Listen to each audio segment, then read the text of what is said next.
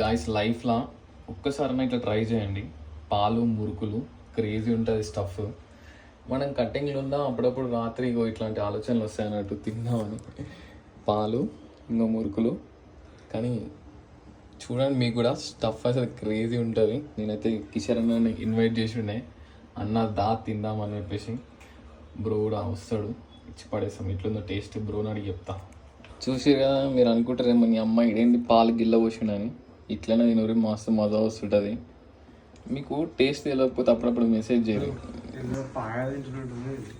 మజా వస్తుంటుంది. ఎప్పుడు టేస్ట్ చేయవు సార్?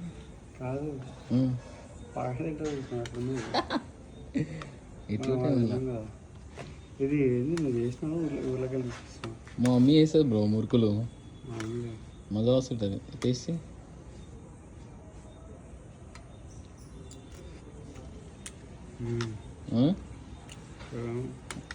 మరి మీరు కూడా ట్రై చేయాలి ఇట్లా.